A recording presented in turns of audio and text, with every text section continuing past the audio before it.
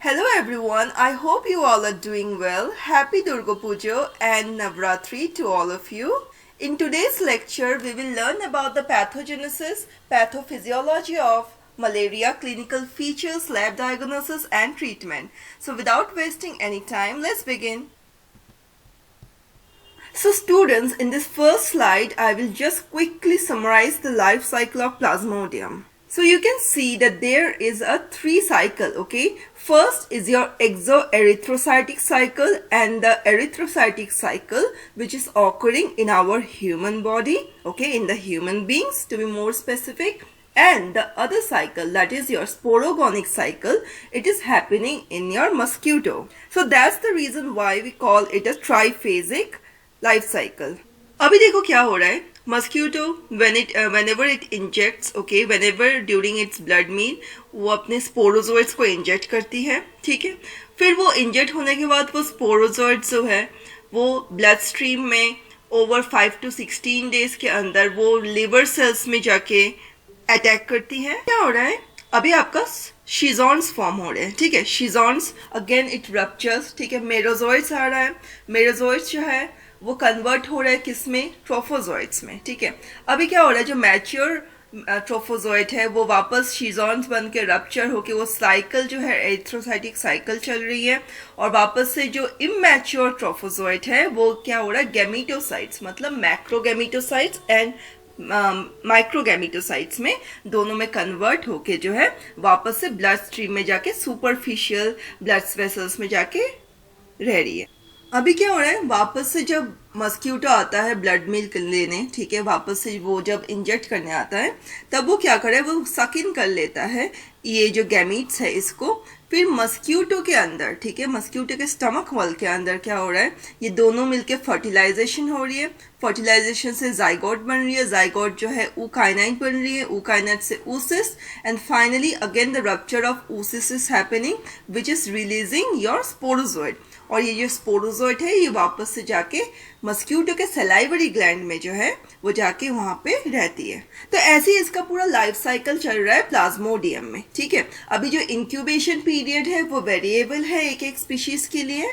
वापस से अगर वो मस्क्यूटो जाके किसी दूसरे या तीसरे इंसान को जाके बाइट करती है वो अगेन अपना जो स्पोरोजोइड है उस पर इंजेक्ट करता है and again this life cycle continues. I hope this entire thing is clear to you.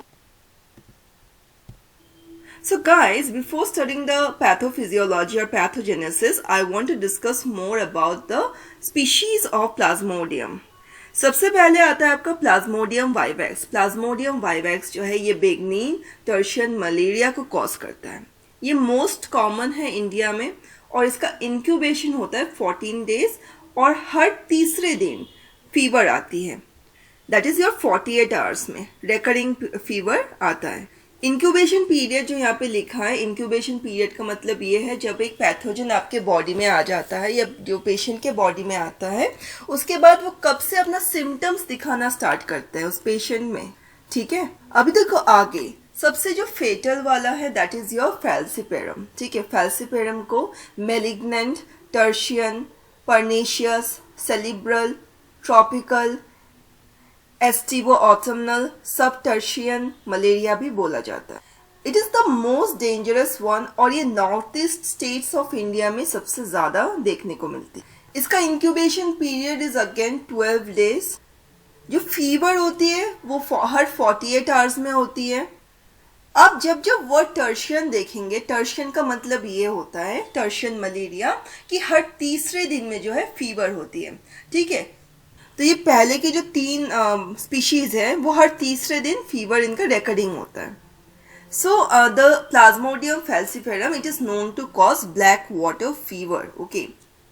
इसमें क्या होता है, जो हेमोग्लोबिन होता है ना, मैंने बोला था कि हेम और ग्लोबिन में ये चीज़ ब्रेक डाउन होती है. तो जो वो हेमोग्लोबिन का पार्टिकल होता है ना, ये कहाँ होता है, आपके यूरिन में, पेशेंट के यूरिन में ये देखा जाता है और जो यूरिन है वो ब्लैक कलर में टर्न आउट हो जाता है. So there is a discoloration in the urine of a patient, okay.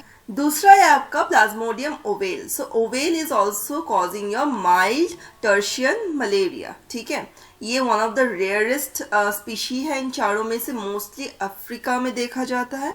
दूसरा इसका incubation period is again your 14 days.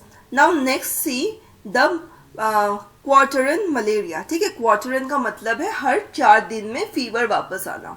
ठीक है, this is again seen in the tropical Africa, Sri Lanka, Burma, okay, and also in some parts of India. Incubation जो period है इनका 28 to 50 days है. That is a long phase. Okay, आपको अगर इस slide में कोई प्रॉब्लम हो रही है तो आप अपना क्वेश्चन और क्वेरीज जो है मुझे कमेंट्स में ज़रूर बोलना. नाउ गाइज, अंडर पैथोजेनेसिस जो है अलग अलग प्लाज्मोडियम के स्पीशीज जो है अलग अलग टाइप से आपको इन्फेक्ट करते हैं. ठीक है, तो बेसिकली प्लाज्मोडियम वाइवैक्स के बारे में हम पढ़ेंगे. So it is exclusively spread by female anopheles mosquito. Next thing, occurrence of fever paroxysm for over 6 to 10 hours. ठीक है, जो पैरोक्सिम है, ठीक है, पैरोक्सिम का मतलब है कि uncontrollable attack of malarial symptoms. मतलब एक बार में काफी सारे सिम्टम्स जो है एक पेशेंट में देखा जाता है. ठीक है, तब हम ये वर्ड जो है फीवर पैरोक्सिम या पैरोक्सिम ये चीज यूज करते हैं. ठीक है, नाउ व्हाट हैपेंस, कैसे होता है. पहले भी हमने पढ़ा है कि जो आरबीसी या एरिथ्रोसाइट का रप्चर होता है तब मेरोजोइट्स रिलीज होती है. ठीक है, और उसके साथ साथ जो है ये फीवर, रेकरिंग फीवर, ठीक है, बीच में असिम्टोमेटिक पीरियड्स भी होता है.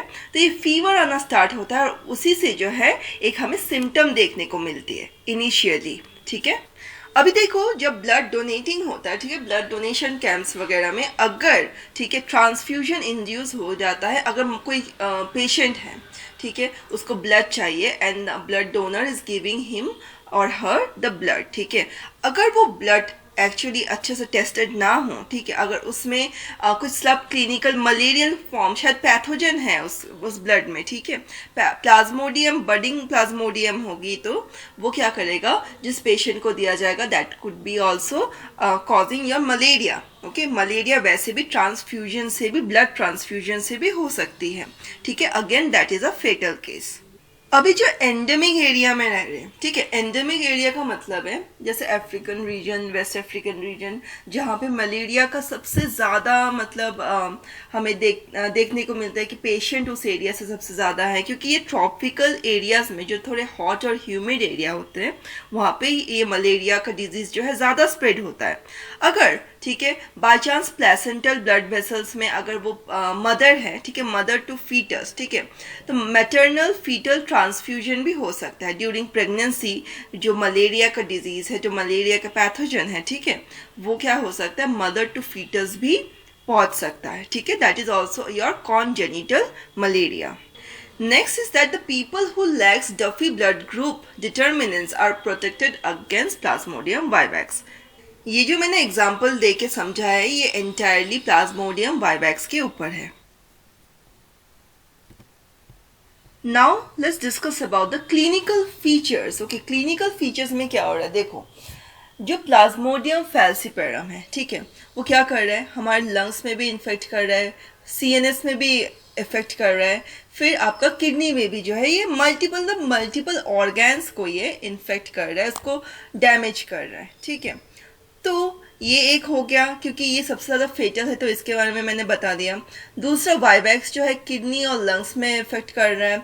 बाकी जो ओवेल और वो वगैरह है मलेरिया, जो मलेरी है, तो वो दोनों क्या कर रहे हैं, किडनी में आपका इफेक्ट कर रहा है. ठीक है, ये एंडोथेलियम को एक्टिवेट करता है, देन एरिथ्रोसाइट में एडेशन करता है जाके. ठीक है, देन मोनोन्यूक्लियर सेल्स जो है वहाँ पे, वाइट ब्लड सेल्स वगैरह, ठीक है, वो फिर टीएनएफ है. ठीक है, सारी चीज़ों को क्या हो रहा है, ये रेनल फेलियर में कर रहा है ऑकरेंस. ठीक है, इसका कॉन्सिक्वेंस क्या हो रहा है, रेनल फेलियर हो रहा है. ठीक है, किडनी में, और वैसे रेस्पिरेटरी डिसफंक्शन हो रहा है जब ये लंग्स में कर रही है.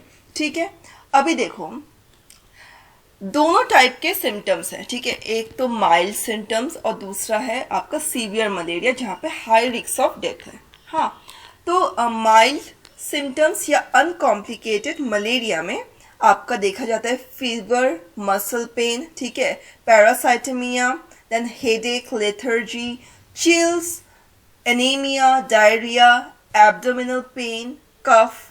दूसरा आपका जो सीवियर है, सीवियर मलेरिया में क्या देख सकते हैं हम, सीवियर एनीमिया, ठीक है, ब्लड लॉस, हाइपर पैरासिटमिया, ठीक है, बहुत ज़्यादा बुखार आना. ठीक है, फिर आपका हेमोलाइसिस भी होता है, ऑर्गेन फेलियर जो अभी मैंने बताया, ऑर्गेन फेलियर, हाइपोटेंशन, शॉक, ठीक है।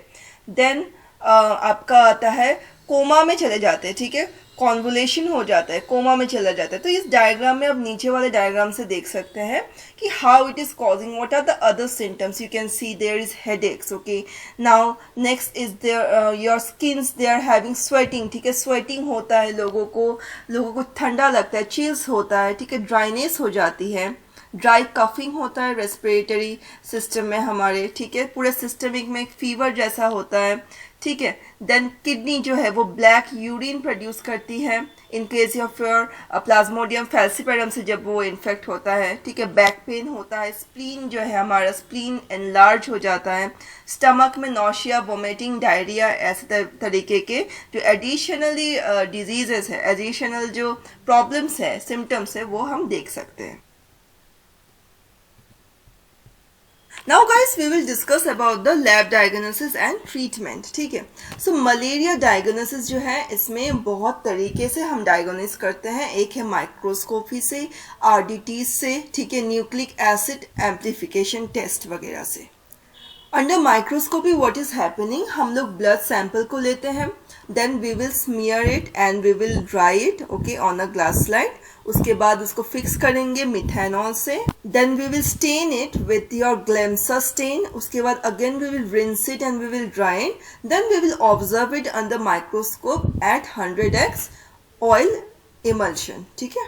नेक्स्ट आता है आपका रैपिड डायग्नोस्टिक टेस्ट। इसमें क्या टेस्ट होता है, देखो, detection of malaria antigen in the blood flowing along a membrane containing specific anti-malaria antibodies। इसमें भी हम लोग पेशेंट से जो है ब्लड सैंपल कलेक्ट करेंगे, then we will place a drop of blood in the RDT strip, ठीक है, then we will add buffer to the strip, incubate करेंगे for a certain amount of time जो भी specify होगा, then we will observe the control and the test line, ठीक है, control होगा उसको और उसको कंपेरेटिवली हम लोग टेस्ट करेंगे, then we will interpret, okay, then we will find out what is the result, either positive या either negative। RDT में दो तरीके के होते हैं, ठीक है। दूसरा आपका है ट्रीटमेंट, ठीक है। ट्रीटमेंट में जो है एंटी मलेरियल ड्रग्स हैं काफ़ी सारे। One of the famous drugs जो बचपन से पढ़ते हैं हम लोग है क्विनीन, ठीक है। अदर ड्रग्स जो है आर्टिमिसिनिन ड्रग्स, ठीक है। This is the best drug for Plasmodium falciparum malaria. इसे कॉम्बिनेशन थेरेपी में भी यूज करते हैं। नेक्स्ट आपका है एटोवाक्विनिन, ठीक है। दूसरा है क्लोरोक्विनिन, देन डॉक्सीसाइक्लिन, मेफ्लोक्विन है, क्विनिन है, प्राइमाक्विन है, ठीक है। और बहुत सारे ड्रग्स हैं और बहुत सारे ऐसे ट्रीटमेंट्स हैं जो एडिशनली भी आप पढ़ सकते हैं, but this much content if you go and right in your exam it is sufficient. Thank you so much for watching. If you have enjoyed this session, then do hit the like button. If you have any questions or queries, then don't forget to leave your comments below. Please subscribe to my channel and hit the bell icon to never miss my videos. Until next time, stay curious and keep learning.